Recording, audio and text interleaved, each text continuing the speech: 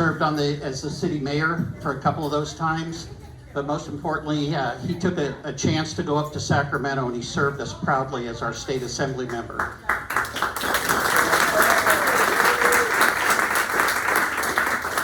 Jeff's wisdom. Now, he also has a very successful insurance business. I know that's kind of an oxymoron today in California, but he has a very successful insurance business that he's operated for numerous years, even when he was in Sacramento. But because of his knowledge and understanding of what you do every single day, the challenges you have with customers paying or vendors not shipping stuff or employees, all of that, he's totally aware of. And he took that knowledge and he was able to talk common sense at the legislative level. And he had so many people from both sides of the aisle that their whole career has only been signed in the backside of a check. They had no idea what was important. So Jeff, more than once, more than a handful of times, but on a regular basis would meet with various colleagues up there to explain, when you're introducing this bill, it's not just what's on paper, but what's the impact for the businesses. So we're just very deeply honored and privileged that when he decided not to go any further, he came back to Corona and we snagged him to be our chair of our legislative action. Please welcome the Honorable Jeff Miller. You call that a snag? It's more like meat hooks. Thank you, Bobby. I appreciate the insurance shout out. I just want to remind everybody to go real easy on all the insurance folks in the room. That includes me, JP, John from DFI. Just show us a little love. It's been a rough year. We feel your pain. We'll get through this, but hold on to your checkbook. Okay, so I'm going to ask Chad to just say a few words as our chair, because he's our chair. And just to give you a little bit of background, for those of you that have not attended this meeting, you have not been labeled by my description of what our committee is, but you are now officially a part of the Political Geek and Nerd Club. Right? It's a good thing. It's a good thing. We care about our community. We care about our county. I care about our state, federal. So we take throughout the year. We look at opportunities to take positions on items that may or may not support the business community. For example, we will weigh in on state legislation that I know our assembly member is going to be talking about.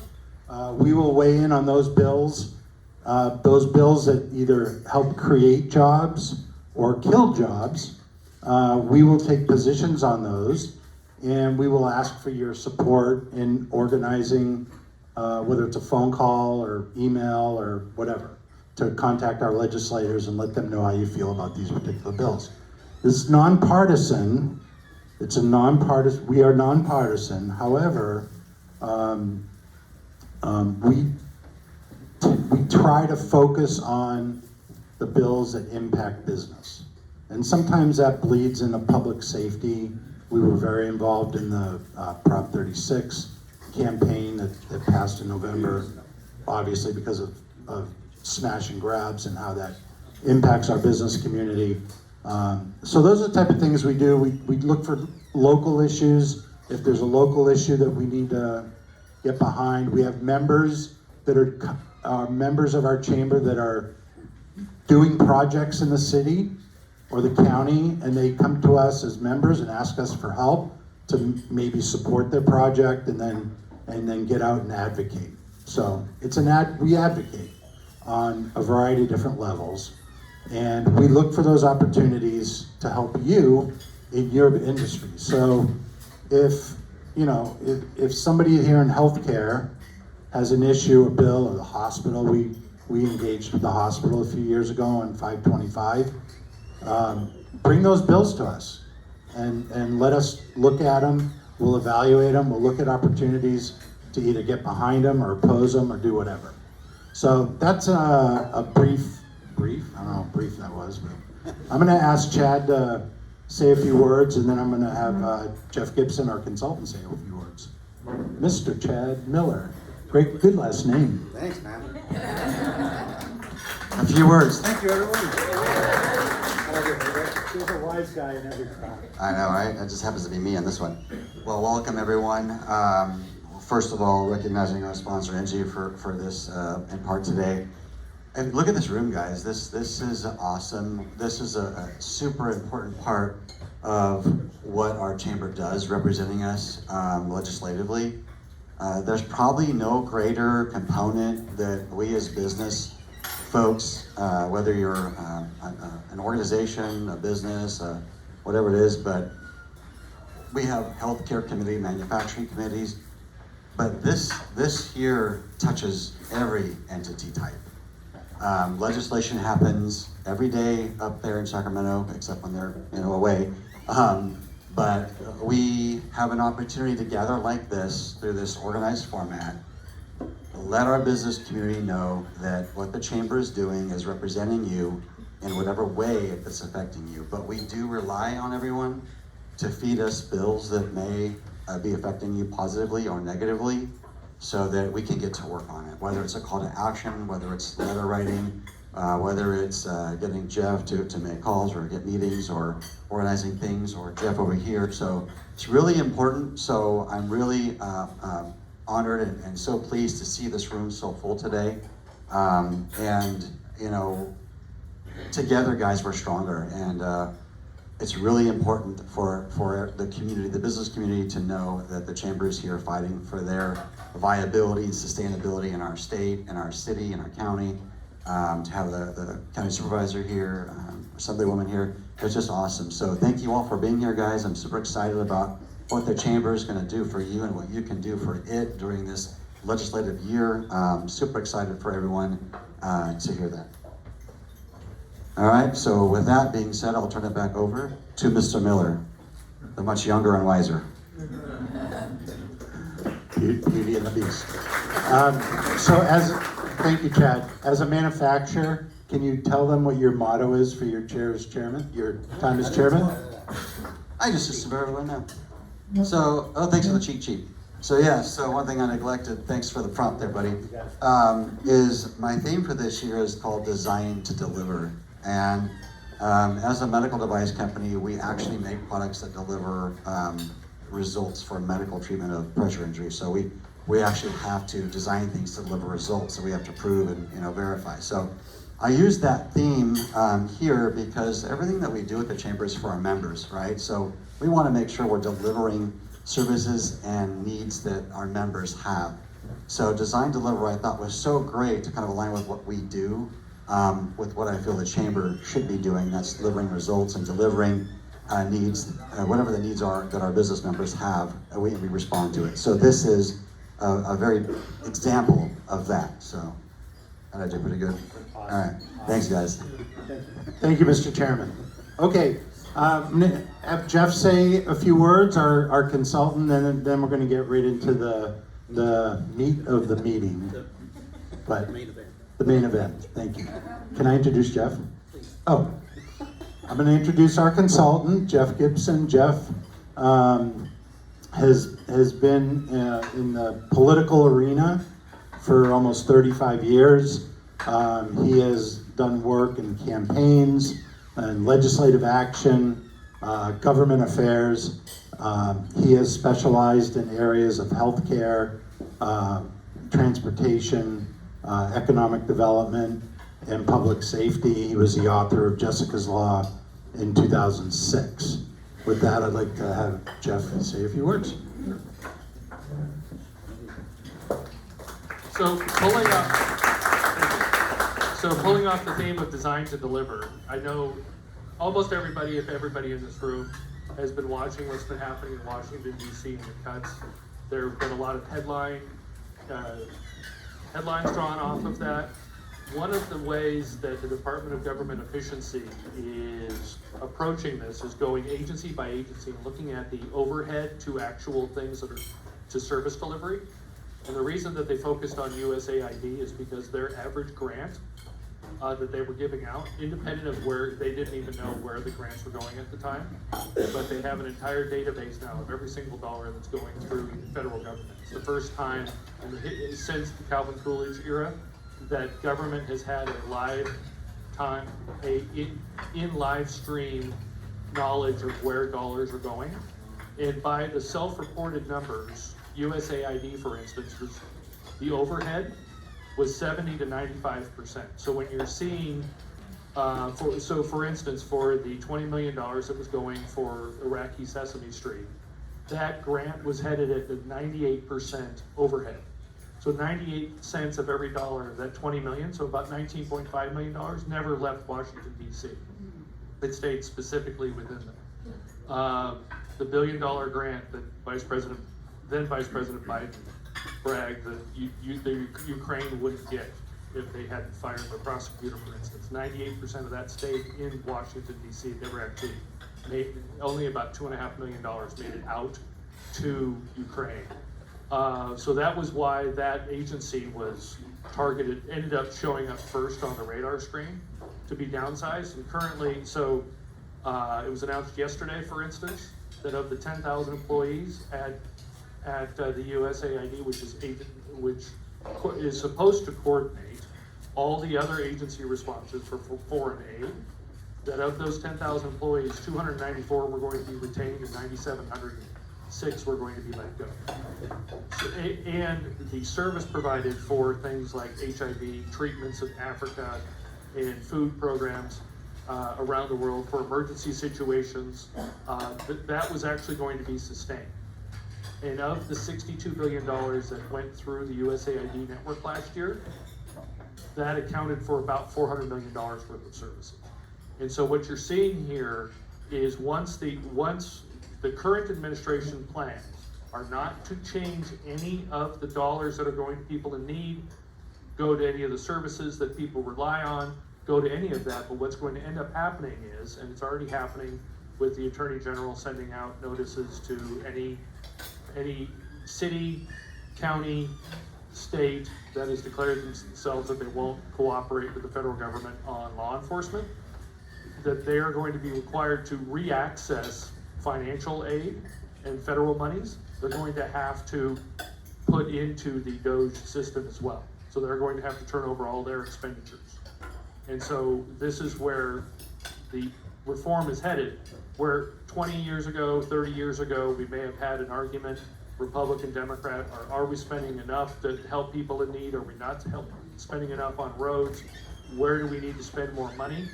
The focus of this exclusively is on how those services are being provided. We're not arguing over Medicare funding or reimbursement to hospitals or any of those things. What they're trying to do in this first stage, we may end up getting there, and we'll keep you updated on that.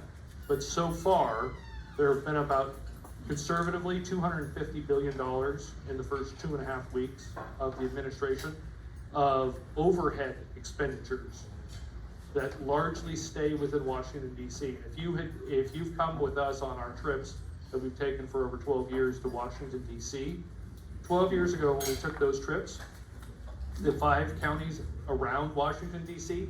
were amongst some of the richest in the country. And we used to talk about how there's no native industry in Washington, D.C. They don't make a single widget. They don't have a single factory. There isn't a single smokestack that does anything productive. Well, today, the 5 richest counties in the world ring that area. Of the multi-story buildings that are going up, 1 out of every 3 for the last 12 years have gone up in Washington, D.C. Not supported by any native industry, not supported by Silicon Valley. You go up Silicon Valley, there's always something under construction, there's always something going on. It's specifically because people have made a huge industry of providing the services that we all expect. And so that's what they're trying to peel back and get back down to. So when you hear of things like an agency, there's currently, this morning it was announced the plan to devolve the Department of Education out from the federal government, keep the funding in place for the actual provision of services and give that back to the states, so that you lower the overhead. So if you're looking at 77 cents on every dollar that's apportioned, and you are apportioning $7.6 trillion a year, that's a huge amount of money. And that we're losing, that's not going to people in need, that's not answering the financial questions of people that are struggling or may find themselves. Like in Los Angeles County. Los Angeles County, since the last time we met, had more loss, had lost an area, and these are in urbanized areas, so the term wildfire doesn't actually always touch on what happened here, and I was honored to help organize the relief concerts with Jelly Roll and a number of different folks. I got to meet them. So, in any case, all that happened within urbanized areas. Almost 90% of the damage that happened. Typically, when we have a wildfire, we've had them here, where you have wildlands burn, Cleveland National Forest burn. Those are huge emergencies for us. Here, this was all within an urbanized grid. And so we lost an area roughly equivalent to 3 times the size of Manhattan. We lost over 24,000 structures, and we're looking at $1 trillion worth of damage. Now, $1 trillion worth of damage sounds big, but when you add it up, if you add up every natural disaster since the federal government raised its hand in 1932 and said we will be responsible for natural disasters, we will bear some sort of responsibility. If you add all those damages up, you don't reach to $1 trillion. And so we're looking at, in a single year, this size of the state economy is about $2.7 trillion. And so we'll hear from the Assemblywoman. I don't want to take her thunder away, but that's what we're going through here in the state of California. So the president has appointed a special master, very similar to the 9/11 Commission, where New York was misspending its aid that it was receiving in the 9/11 cleanup. And so a special master was appointed. And that special master currently is Rick Grinnell, who is the special ambassador for disasters and emergencies. He was just in Venezuela, negotiated the release of American hostages there, and was in the Palisades 2 days ago with the EPA, the new EPA director, Lee Zeldin, where the California Coastal Commission announced that it was going to give up its authority over the planning and rebuilding in the coastal zone, which it's never given up before. So it's interesting for folks like us. June 4th, we're going to have our trip to Sacramento.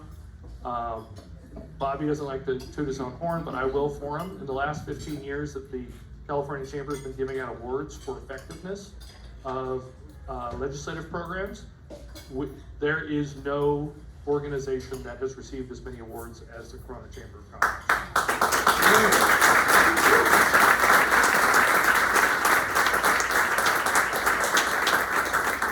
So we definitely suggest that you come on that trip on June 4th. Usually it's a 2-day trip.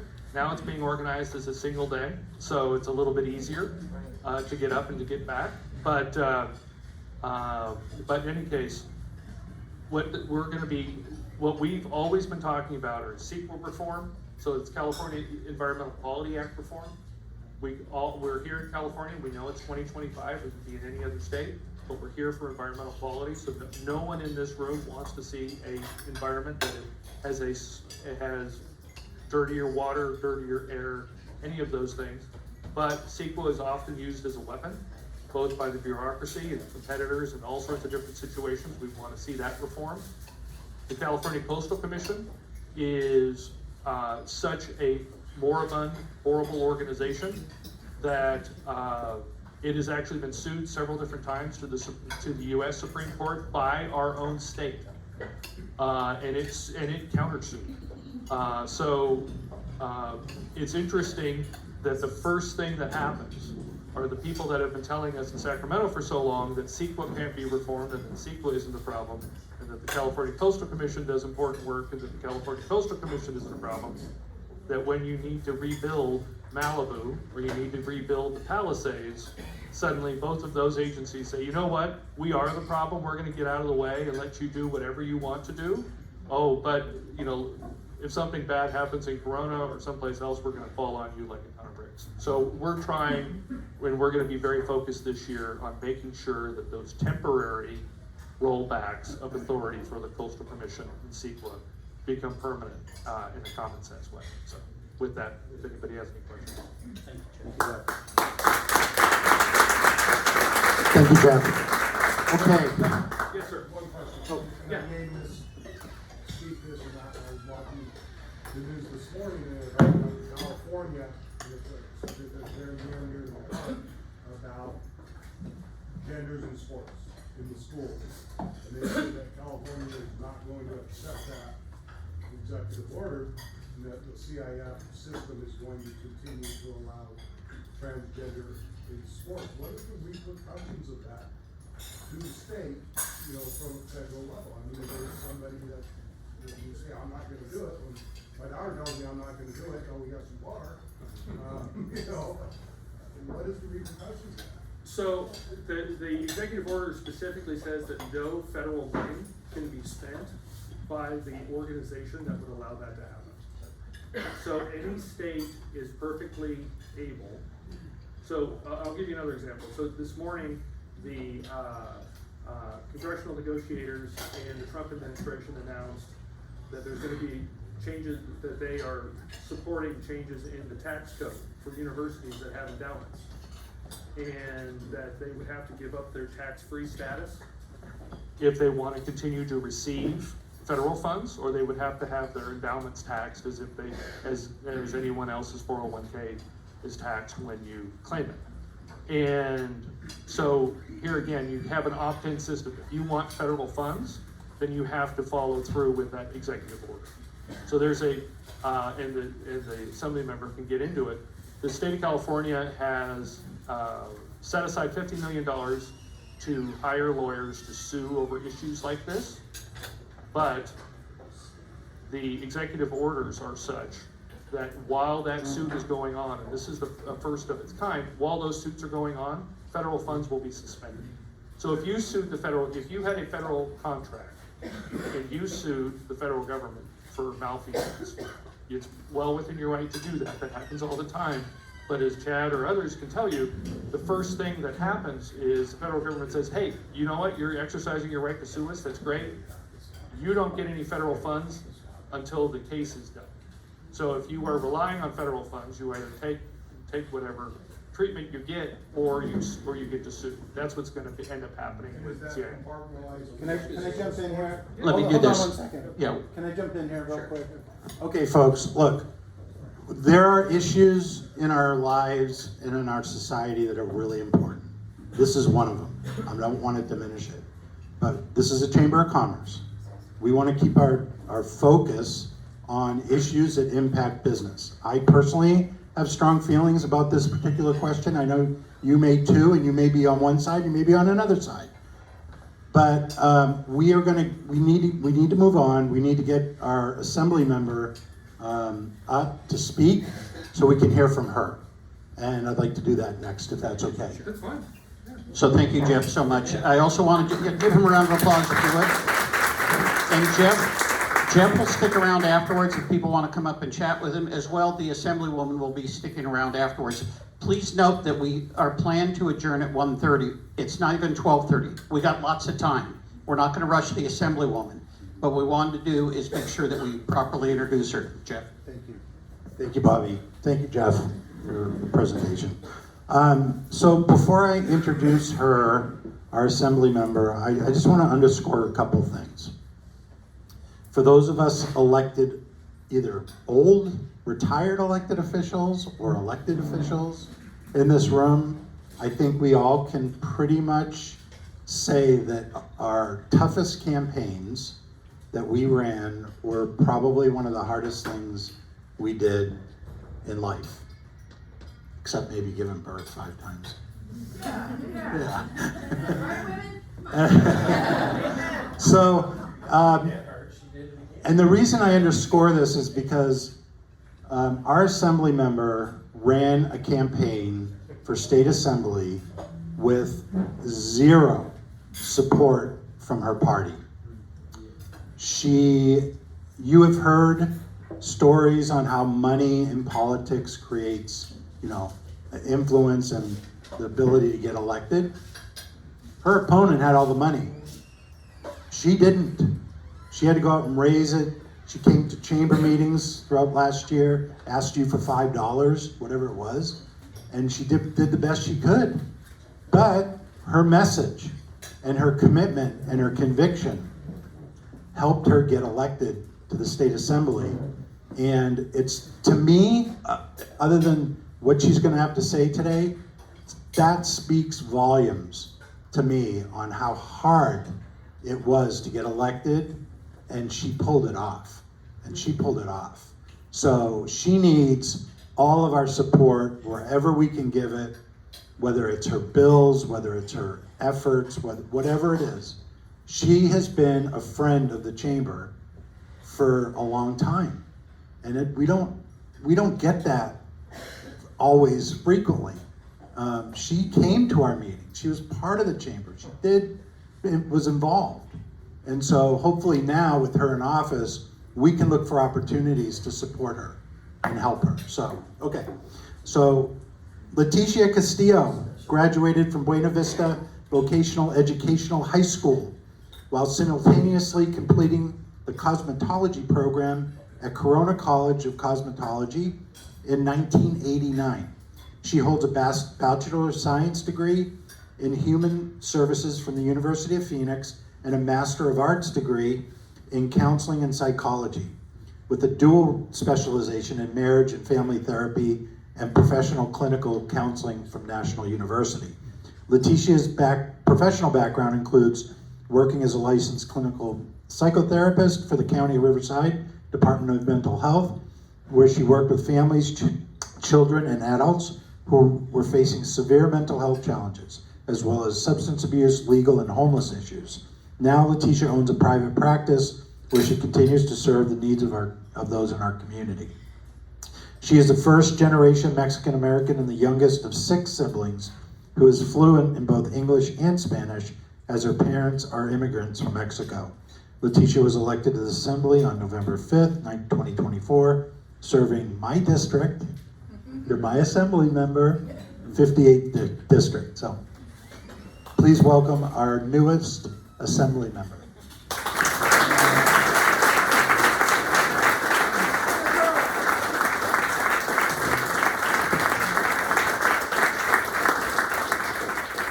Thank you, everyone. I'm so excited to be here. What can I say? You just said my whole background. Thank you. I'm really excited to be in this role and be the Assemblywoman for District 58. Like he said, we worked really hard to earn this seat and declare that victory. And so I am from Corona. I'm a lifelong, I lived in home gardens for over 5 decades. I still currently live in the family home, and I went to school here, and I'm just really excited. I'm a proud member of the Corona Chamber, and I support everything business. I have my small business as a psychotherapist, and so that is really important to me, to do anything for the chamber that helps businesses and not hurts them. There's a whole lot of government overreach that just affects the way we run businesses. So a little bit more about me is my district covers all of Jurupa Valley, all of Grand Terrace in San Bernardino County, and then portions of Corona, I call it the original Corona, and portions of Eastvale and Riverside, and then the unincorporated areas of High Grove, Home Gardens, and El Cerrito. It's a pretty big district. And so in the Assembly, I am currently on the vice chair of a couple of committees. I'm the vice chair of the Human Services Committee and the vice chair of the Economic Development, Growth, and Household Impact Committee. Then I also sit on 3 other committees. One of them is the K through 12 education, and the other one would be the, let me see if I have it right now. Oh, communications and conveyance. So that one is good for me also. Prior to working for the County of Riverside Department of Mental Health, I retired from the actual phone company, which was GTE/Verizon. So I worked with Verizon before it became Verizon landline service in all aspects of the company as well. So that is really important for me as well. The other one that I'm part of is the environmental safety and toxic materials, and so that one is huge as well, which will, have to do with the water and whatnot. So, as far as legislation right now, everyone's getting their packages together. So we're running a pretty conservative package right now. I think we have about 10 bills that we are gonna run. We've have signed on to a couple of other legislators' bills as well. So I think it's probably around 15 bills total that we're part of. We also had the sheriff reach out regarding a bill as well that we're gonna work on that one for him as well. So we do have until the 21st of February to get all our bill information in so we can get that going. And there's 3 of these bills are aimed at easing the burdens of businesses and improving affordability and doing a better job to prepare our local workforce. So I have one that's AB 12. This first bill I co-sponsored was AB 12. The bill would repeal the recently implemented low carbon fuel standards, LCFS, approved by the California Air Resources Board, which is CARB. These new low carbon fuel standards were approved by CARB 3 days following the November election. So I don't know if you know, but my race was the last one called, and so I kind of missed out on a lot of stuff, right? I just had my orientation like literally 3 weeks ago. They had to come to my office to do the orientation and for so the rules and whatnot. So the whole time I was there, like, I don't know if I can say this, I don't know what I can do, because I hadn't had orientation. I didn't know what was going on. And so now I'm fully trained, but there's a learning process right through all this whole, it's gonna be a continuous learning process, but I'm really excited to learn. I'm getting my feet settled down and just learning as much as I can, and throughout this whole process. So the low carbon fuel standards are expected to increase the average price of gas by 20 to 60 cents per gallon.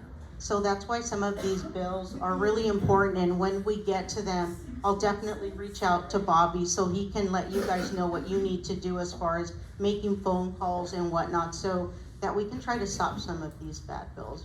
There is a lot of bad stuff that gets pushed through, unfortunately. There's a lot of power up there, a lot of power to stop a lot of bills that hurt and harm, constituents. And unfortunately, it's sad to see that some of that stuff just gets pushed through without thinking of the average person, and business owners. The other one is the ADA grace period, and I'm sure this is one that the chamber has discussed in the past, which would be to provide the employer the grace period to correct the ADA violations. So that is something also that would be helpful for business owners as well. The grace period would extend the amount of time for a business to correct the alleged violation before plaintiffs can file a lawsuit for statutory damages. These kinds of threats, legal action can put a strain on small businesses, and this is why we need to reform the current law. The other one is, and this one was, we had going for, I think there's one in the Senate, and so I started this one in the Assembly. It's the no tax on tips. So this one is the second planned bill focuses on eliminating tax on tips for the California Franchise Tax Board. This bill will ease financial strain on workers and service-based industries who collect tips from their customers. So that is one that is important also. I mean, you talk to anyone who makes tips, you don't want to have to pay tax on that stuff. The other one is skilled trades. Like he said, I went to a vocational educational high school, so I graduated from cosmetology school in April, and then I graduated from high school in June. So by the time I was done from school, I already had a trade. I knew how to do hair, and then I went and took the exam. But skilled trades, we understand that not everyone is going to go to college, right? There's a lot of stuff out there that people can learn. There's electrician, there's HVAC, there's so many skills, and I think a lot of this stuff gets kind of lost where they don't teach kids this stuff. I remember when I was in middle school, called junior high school then, in my school we had wood shop, we had metal shop, we had home ec, you know, all these things, and I don't even think they have any of that stuff anymore. So it's really important. So that is the third plan bill. With this, the legislation will require high schools to consider the percentage of students who intend to enter or be employed through a registered apprenticeship.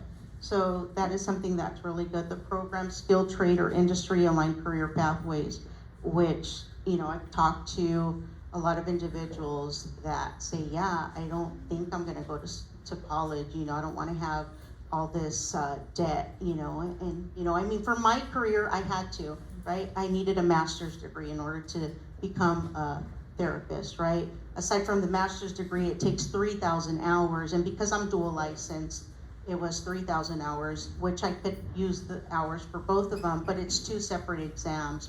One is a 4-hour exam and the other one's a 3-hour exam, you know, and those 3,000 hours, because I worked for the County of Riverside, I was able to get them in like 2 years. Some people, it takes them a lot longer, but those are skills, you know, as far as like when you're not gonna go to college, there needs to be other options for kids to be able to do that. My LPCC, which is the Licensed Professional Clinical Counselor, that one is geared more to high school and career counseling to help kids get into programs that they need. The other one is, let me see here. There is a homelessness and mental health spending portal one.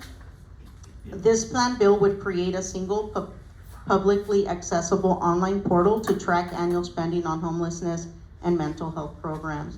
I'm sure everyone here is aware how much money was wasted on the issue, and it only created a bigger issue rather than fix it. So I think there needs to be some accountability on where that money is going, how it's being spent. As someone who worked for the county and also worked with the homeless population and some of those programs, in a 9-month period of a lot of resources, and this is a personal experience, in a 9-month to 10-month period with a lot of resources spent and a lot of agencies, there was one person that I saw housed during that time.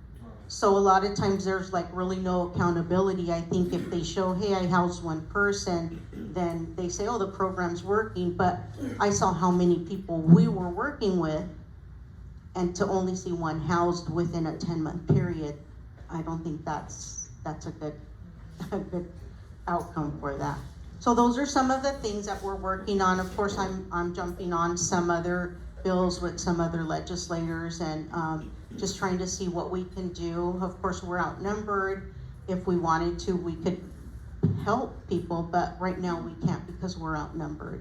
I think it's right now 20 of us to 60, so we're really outnumbered. And honestly, if the legislator really wanted to help people, they have the power to do it right now, but they choose not to, you know, and I really hope to be able to come in there and help spread the information on what's going on, because I'm new to this.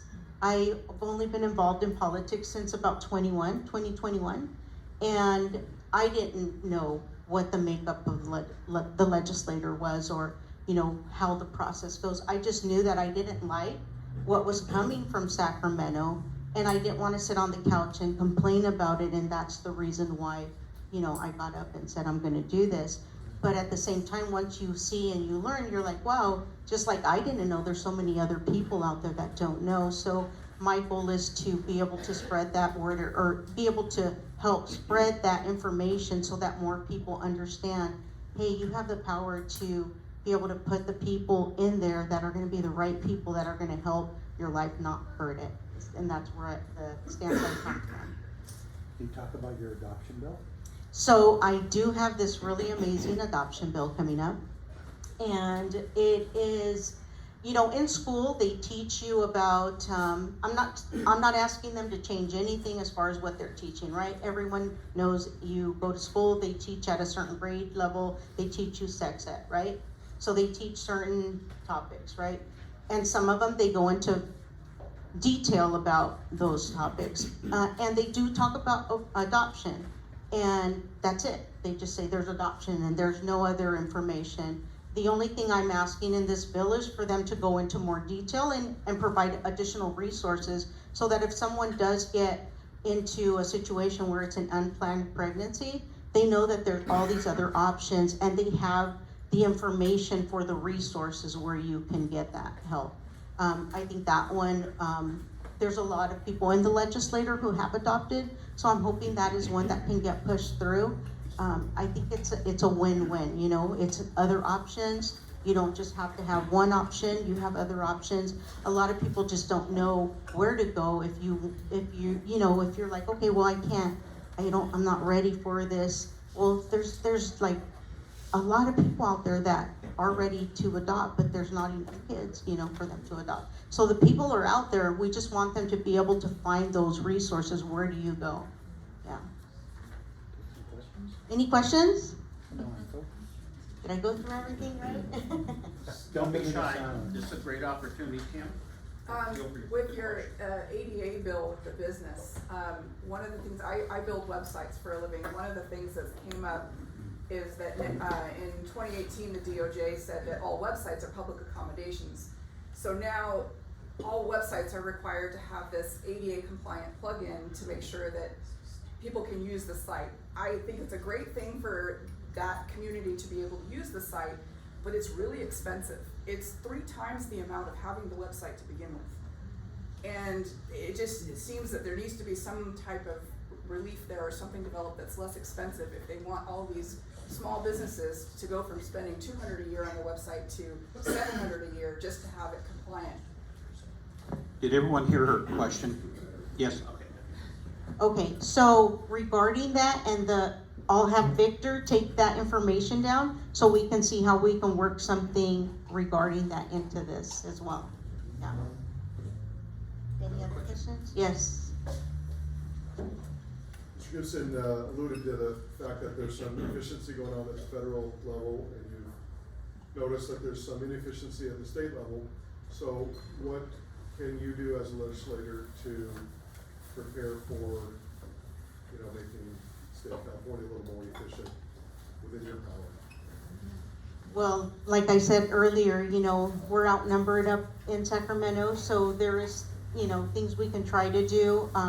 I did submit an amendment on Monday. I read an amendment to the SBX 1-2, which was regarding that $50 million. And so I submitted an amendment. My amendment was, okay, if you're gonna allocate this $50 million, okay, I get it, you're gonna do that. However, let's put this amendment in there that not $1 of that money, which is taxpayer money, $50 million of taxpayer money, that not $1 will be used to help criminal illegals. And that means like child sex trafficking, child sex crimes, drug offenses. These are like serious felonies that no money would be used. Although the legislator, they did agree, they submitted a letter with that same language of my amendment. They submitted it into the records, but that letter is useless. So instead of voting to make my amendment and put it into that law, they chose to submit a letter and not vote on my amendment. So they rejected the amendment. So that's $50 million. I was just saying, don't use taxpayer money to help violent criminals. Yeah, so, we can try to do things and get the message out, but again, we're outnumbered and there's not a lot we can do. We can attempt to do things. Yes. Yes. Good afternoon. First of all, it was so good to see you on Wednesday. I was up in Sacramento and stopped by to see Assemblymember Castillo. It was very nice. There was a demonstration going on at the Capitol. I was scared. I didn't feel safe. I was wondering, I haven't heard, how did that turn out? That was the first question. Second question, I was surprised about the demonstration, given the fact that California just voted for, I don't know how many dollars to be spent so that California could fight anything that our current president is doing. And I was just wondering if you could speak to that. Yeah, that was $50 million. So I didn't know what was going on, but from my I'm on the 4th floor, and from my windows, I could see the top of the building next to me, and I just saw all these motorcycle cops parked across, right? There's like 20 of them. And we thought, oh wow, what's going on? Look at, they're out here. I wonder what they're doing. And we didn't know until someone came into our office and said, oh, there's like a big protest out there. And I was like, really? And so anyways, I got downstairs eventually when I was done with meetings. But they weren't there anymore, but the helicopter was still around. So I wasn't sure exactly. I just know I read one sign that said, the power of the people is greater than the people in power. That was one sign that I read because a girl was walking towards me, but I don't know exactly what it had to do with. Yeah. They were protesting against Trump, and about the immigration reform, about everything that he's been doing. And it was very noisy. And as I was going back to my hotel so that I could go collect my things to head south again, I just head down and plowed through so that I could get my things. But I didn't feel safe. It was just. Yeah, and I'm sure a lot of people didn't. I think from that time when I went down there, they were like across the street, but you heard yelling and whatnot.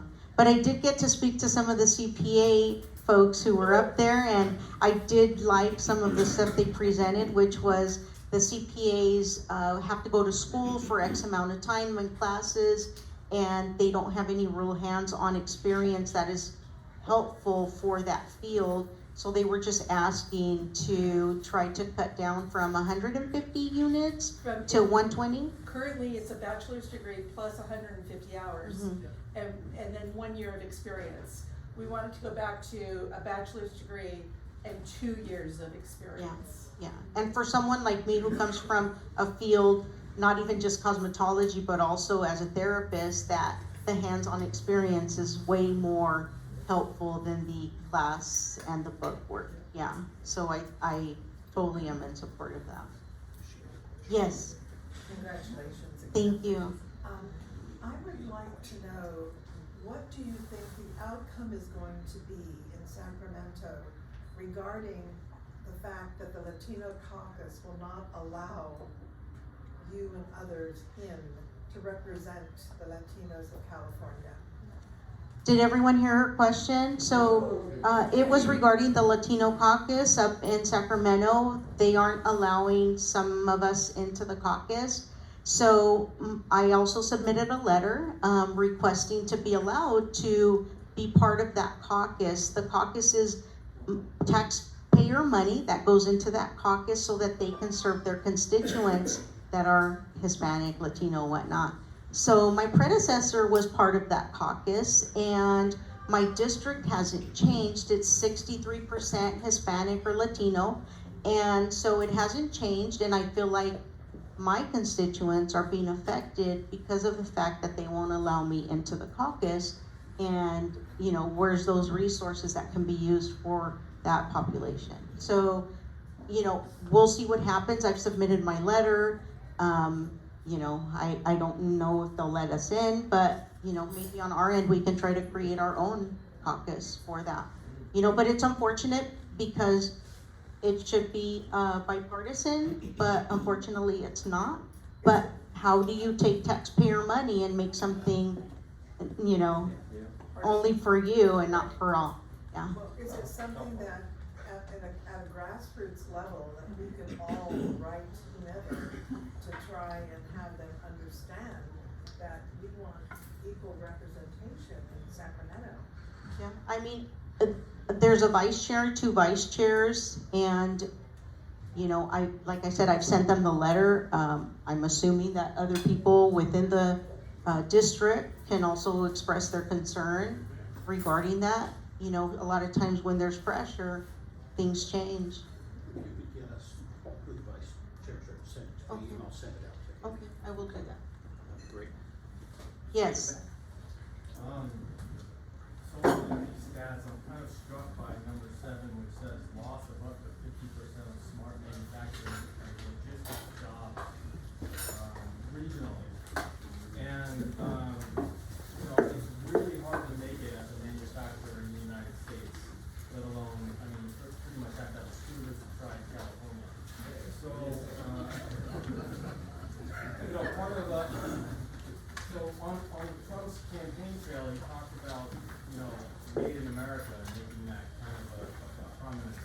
anything on the horizon that might trickle down at the state level or even locally here that will provide some assistance to manufacturers and make it more viable in the future?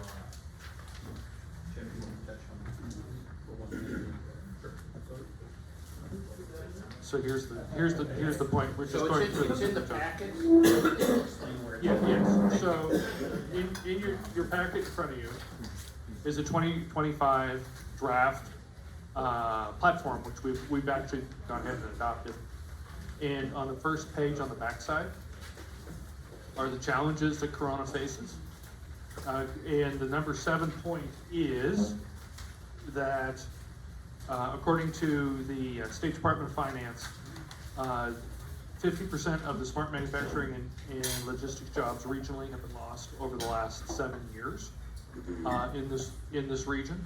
So last year, you can remember, we worked on AB 98, which was specific to the use, essentially, the use of diesel trucks in the state of California, and specifically in Riverside and San Bernardino County for logistics uses, and smart manufacturing uses.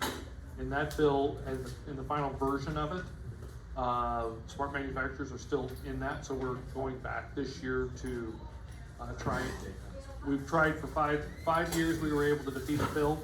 Last year, the speaker insisted that that was one of his top 3 priorities, that it was a bigger priority for him to eliminate diesel trucks than fentanyl. And so we're currently continuing negotiations with them, but that's kind of the process that you stepped into. But yeah, I'd be happy to talk to you afterwards. Thank you. Any other questions? Yes. Marissa Herrera, in contest chairwoman for Cinco de Mayo, and I wanted to tell her, say that possibly the advocacy can help you in regards to a letter to see if you can join that caucus. But I also wanted to say that you're right about the trades for the school, but we do have CTE and we have STEM. So I just think that if that's something we're discussing, I'm trying to protect you, because you want to know what we're talking about, but there's really amazing programs. We can all join together and we're better together. Yeah, that would be great. Thank you. Got one more question? Somewhere? No?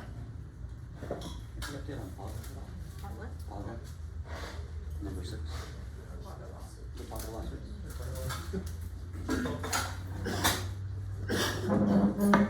Did you want me to have it? So speaking about Paga lawsuits? Yeah, Paga lawsuits. Well, that was from last year. There's further reforms that we're gonna be working for this year. There hasn't been a bill introduced. Okay, cool. Yeah, early in the process. We can come back in April, we can speak more about that. Perfect. Thank you, everyone. Ladies and gentlemen, please.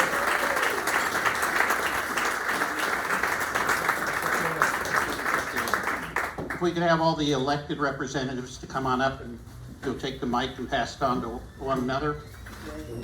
We'll start with the supervisor if she would like to have anything new that she would like to share.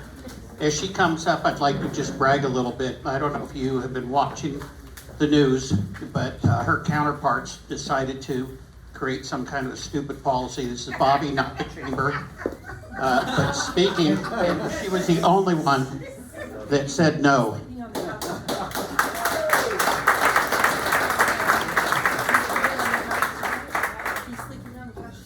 Where are you sleeping tonight? Where would you like to? My room? Her room? The reality is, listen, nobody here, and I know we're all business folks, we don't want to hurt people who are innocent. The whole purpose is going after those that are creating problems for our businesses. Why do you think Prop 36 passed in California 70%? That means that was not a partisan bill, because it affected everybody. What we did on last Tuesday, and the reason I didn't support it, was it did nothing. If you watched it, Chuck Washington went through, did it cost us money? Are we changing anything? After I had already said this. But the bottom line is, all we've done is made a false sense of hope, false sense of security for many of those folks that are fearful. And that's more of my concern. It does absolutely nothing. So what is it really going to be? And I always use the words, unintended consequences. Everything we do, we should always say, is there going to be an unintended consequence? You would have heard me on both meetings. That's what I brought up. No one bothered to even look at that, and that's my biggest goal. Are we going to do worse with this than we would without it? What is it accomplishing? And if we can't answer those questions, then why are we voting for it? So I was a strong no. I mean, you know, that it is what it is. You know, we could have done something better. We should be putting our money into, okay, if we want to encourage documentation, to get your process through, then how can we speed that process up? I'm a sponsor. I brought somebody over from another country. And that sponsorship took a very long time. And I was on the hook for a long time. And then she got pregnant during that. So now I had two. But we still She's a beautiful girl. yeah, we still have a great relationship. But the bottom line is, do something that has teeth, that's effective, that's going to make a difference. Or why do it at all? Because then you have this false sense. I mean, you've probably heard that we voted to be a sanctuary county, right? Mm-hmm. We're not. Why anyway? We're a sanctuary state. Sorry. We are. We're a sanctuary state, and that's why why do you think California is saying Trump-proof? We are a sanctuary state. We're going against everything that he has been saying during his election. And so we have to be careful.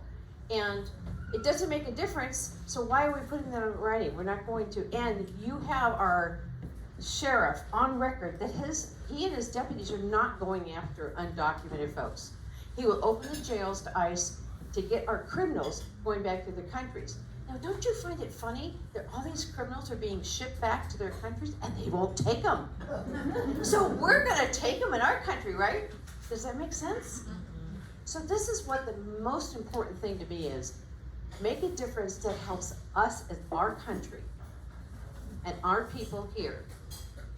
And we're not gonna do undocumented document. I'm not in favor. I think there's a process. We need to follow it. I get that.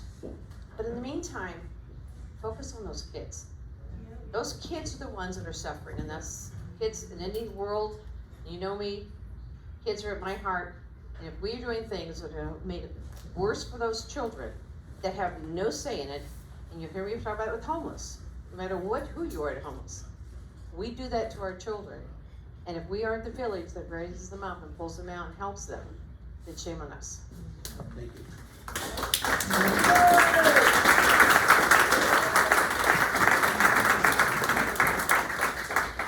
Okay, hello everyone. My name is Jet Benavidez, here representing Congressman Ken Calvert. Obviously there's a lot going on in the news, so I'm just gonna condense it into, a few short things. I'm gonna be sticking around after if anyone has any specific questions or wants to get into anything a little bit deeper, I will be around. So, we'll just start off with an overview on what the objective is as of right now with the Congress legislatively. So yesterday, House leadership met with the White, and I have to use notes today if that's okay. House leadership met with the White House yesterday. It was about a 5-hour meeting, so I'm told, to discuss what we call reconciliation, which is a legislative process used to pass budget-related measures with a simple majority in the Senate. This process allows Congress to fast-track tax and spending legislation without the threat of a filibuster. The key priority that I wanted to mention here today, specifically for the chamber event, is extending the 2017 tax cuts that are set to expire at the end of 2025. Yes. These tax cuts, originally endorsed by the U.S. Chamber of Commerce, have played a vital role in boosting small businesses, job growth, and economic expansion. So that's the main objective right now. Passing these bills with reconciliation, this House and the Senate have to agree on a budget resolution. It has to still go through the committee, and they're working through all the differing opinions there in the House to get that done. So that's priority number one. A piece of legislation that I wanted to touch on that the congressman introduced, it's H.R. 577. Congressman Calvert reintroduced, so he introduced this last session, he reintroduced the Treatment and Homelessness Housing Integration Act to address homelessness, substance abuse, and mental health. The bill aims to connect federally funding housing programs with federally funded behavioral health services, Many homeless individuals suffer from untreated mental illness or drug addiction, making housing alone insufficient. This would establish a 5-year demonstration program linking homeless individuals to certified community behavioral health clinics. It requires the Department of Housing and Urban Development to track program effectiveness and report on individuals receiving SSI and SSDI benefits. Why all this matters, wrap it all up. Reconciliation, going back to that, it's an important tool for moving economic policies forward more efficiently and quicker with our small majorities that we have. Number 2, extending the 2017 tax cuts ensures continued economic growth and business stability. Going now to Congressman Calvert's bill. Housing alone, though very important, does not solve homelessness by itself. Treatment must be part of the solution, as the Assembly member alluded to earlier today. The bill ensures resources are better integrated to help those most in need. So again, if anyone has any further questions, I'm sticking around, and thank you all so much. Appreciate it.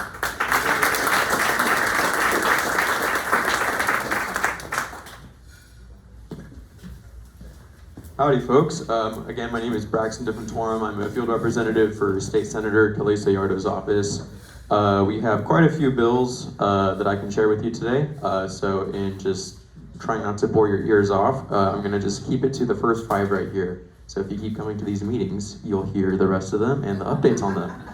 Little enticement right there. All right, so we are very excited to announce that we have been granted the SB1 designation from the state legislature for this bill that we have put forward.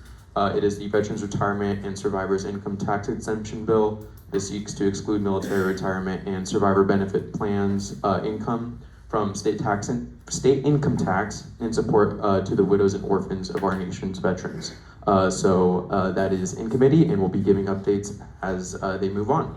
SB 56 is the Disabled Veterans Low Income Property Tax Exemption Bill, which removes a disabled veteran's disability pay from personal income when determining qualifications for the disabled veteran's property tax low income exclusion exemption. A lot of this is just veterans tax break stuff, so it's a lot of just boring verbiage, so please bear with me here. SB 60 is Extended Education Inclusion in CalVet and GI Bill, which clarifies that the California Veteran Fee Waiver also includes extended education courses that fulfill an undergrad degree program in California public universities. SB 67 is the Military Overseas Cal Grant Qualification Bill, which clarifies dependents of active duty military members who maintain legal residency in California are eligible for a Cal Grant even if they graduate from a high school out of state. SB 70 is the CalVet Small Business Contract Inflation Adjustment Bill, which increases the maximum contract value under the Small Business Procurement and Contract Act from $250,000 to $350,000 and ties future adjustments to the California Consumer Price Index, otherwise known as CPI. There are far more bills that we have to let you guys know about, and I'll be again sharing those in these next couple of meetings as these bills move forward in the committees and onto the different houses in the legislature. We'll be able to give you those updates, and thank you very much for bearing with me.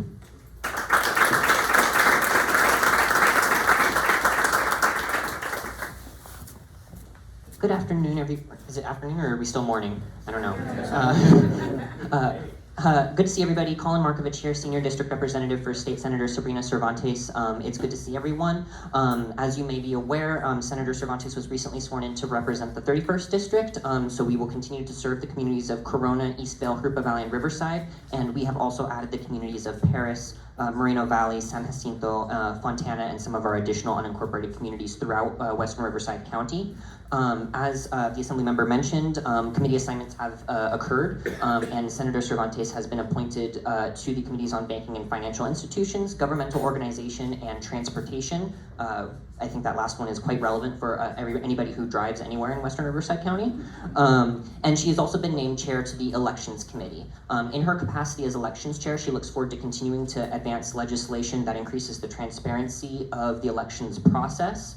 And to that effect, has introduced one bill, SB 280, which is sponsored by the Fair Political Practices Commission, which closes a loophole in current election law. Currently, it is illegal to solicit and accept a donation in the state capitol, in a state capitol office. However, that prohibition does not necessarily apply to local governmental offices or local government offices that are leased by a state entity.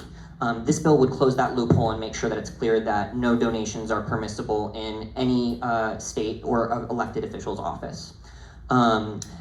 The last thing that I wanted to mention is that we have now open nominations for the 2024 Woman of the Year. If you know of a woman who lives, works, or volunteers in the 31st District, including the city of Corona, you are welcome to nominate her at our website, sd31.senate.ca.gov. We do have a nomination form, and we look forward to recognizing folks in the district. Some of our past honorees have been from the city of Corona, Lenny Frank Bailey, Marianne Sherman, and we look forward to recognizing other deserving women in the future. Thanks so much for your time.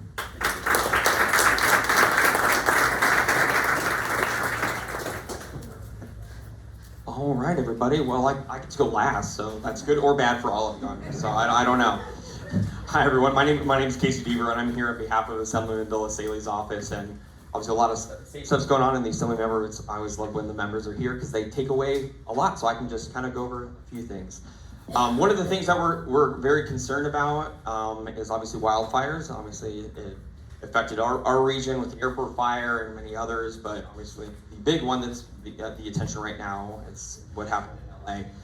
So we were looking forward to, hopefully, there was a special session that just happened in Sacramento, and we thought that it would also be including wildfire, and actually that's something that the governor called for. Unfortunately, that did not happen. It obviously only ended up going for the $50 million that was presented, that as the member talked about earlier, and didn't talk about wildfires whatsoever. And we tried to get that to extend the wildfire, the special session to include that, and it didn't. So that's unfortunate. So we're hoping to see in the normal legislative session if that's going to be brought forward. The Assembly member actually had a couple of bills to be that were introduced in special session that never got heard. One of them is to deal with control birds. That's one of the things that we have so much brush that happens in that causes more wildfires, and we should be able to deal with that and make sure that that's create that preventable space. Another one that is actually very vital as well, and Norco and stuff are dealing with it, is that they have their underground power line situation. And actually, if you look at what happened, it was just acknowledged by SoCal Edison that the Hearst fire was actually caused by something of their overhead power lines. So that's something that's big, and we actually were introducing legislation that would exempt projects like that from CEQA, which would end up speeding up the process, save those companies the money as well. So we're hoping that in the new regular legislative session that's something we can tackle, because obviously it's a major issue and it continues to be a major issue. And yet we aren't dealing with the prevention and stuff moving forward. But we're excited, we're here. If you ever need anything from our office, we're not too far. We're just down the road by Dos Lagos, and I'm happy to be here. And if you have any questions, I'll be here afterwards. Thank you so much. Thank you. I'm going to turn it back over to the Assemblywoman for just one last announcement, but I did want to kind of have you go to the sheets that are in front of you. On February 20th, we have our district attorney that is speaking up at Eagle Glen for our Good Morning Corona breakfast. Please mark that on your calendar. If you've not already RSVP'd, please do so. If you want to buy a table, those are available also. You can see me afterwards, or Robert, regarding any sponsorship opportunities. I do want to, in advance, thank DFI for their sponsorship of that event. Then on April 4th, we'll be back here. I hope you like the new venue that we've chosen for our lunches. We're doing this every 2 months. And I want to thank those members from Corona Rotary that vacated their club meeting to be here, because they meet every Friday.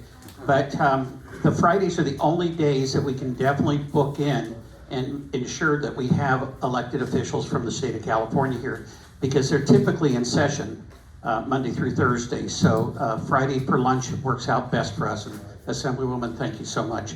So the April 4th one, if you'll mark it on your calendars, we have 2 sponsors for that. Engie, that was the sponsor of this one today, they had a scheduling challenge. They're going to also be the sponsor next time, as well as Vulcan Materials Company. So thank you so much, and please register for that.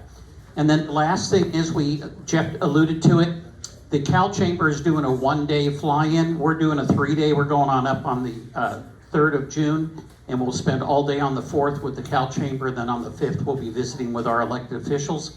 So if you're interested, the flyer is there. You can get more information on that. That is going to be our Sacramento trip that we go on up there. So I just want to say thank you to all of you for being here. I'd like Leticia, though, our Assemblywoman, to properly introduce her field rep. Thank you. So whenever I'm not here, I have my field rep, Victor Hernandez, over here. You can always talk to him. You can always talk to him and let him know what your needs are, and we can get it going for you. My office is on Main Street here in Corona, so I took over the previous Assemblywoman's, who's now the senator, her office, which is on Main Street in Corona. That's the 391 North Main Street, 3rd floor, right? 2nd floor? Second floor. So, Assemblywoman, thank you. Thank you for taking time out of your busy schedule to be here. I really, really appreciate it. To my wife, wherever, thank you, sweetheart, for coming. I had no idea you were coming until Edward said you were coming. So that's pretty good. We do. Last night, the night before. Last night I was home. The night before I was in Vegas, and we're keeping it there. So, with that, to Jeff Miller, thank you. Thank you for all the heavy lifting and doing all of this. Really, really appreciate what you do for our chamber and to make it look so easy and to do all the stuff. Chad, thank you. I know that you're just starting out your year, but it's amazing of what you've already accomplished and some of the goals that you've got set. Really excited. And Mr. Gibson, I'm going to call you Mr. Gibson only so that they don't confuse on which Jeff I'm talking to. But your wisdom is just amazing. And if you ever need a tour guide, wherever, Sacramento or DC, this guy can pull stuff out. And I don't even know if half of it's true, but it's so believable. It's got to be true. But he just can see things from the 50,000 level all the way on down, and he can get right into the weeds, so it's pretty awesome. Film at 11, I believe, but I'm not sure. So. We're gonna find out. So, with that being said, God bless you all. I'm so sorry. Rachel, thank you. Rachel has labor law posters. If you didn't know, in the state of California and on the federal government level, if you don't have a labor law poster posted at your office, if you have one employee, you need at least one poster. If you have any that speak Spanish, they need to be in their language. So our posters this year are both sided. They have English on one side, Spanish on the other. However, you have to have it accessible for them to read, so you're going to have to get two posters. Unless you can kind of put it on a spinning thing or something so they can see it. We have those available. If you're a member of our chamber and you have not already picked up your free copy, you can. If you need extra copies, you can purchase them here. Okay? Any other things? Anthony, thank you for putting all this coordination together. Appreciate you. Appreciate the staff for being here. God bless you all. Have a great weekend. Thank you.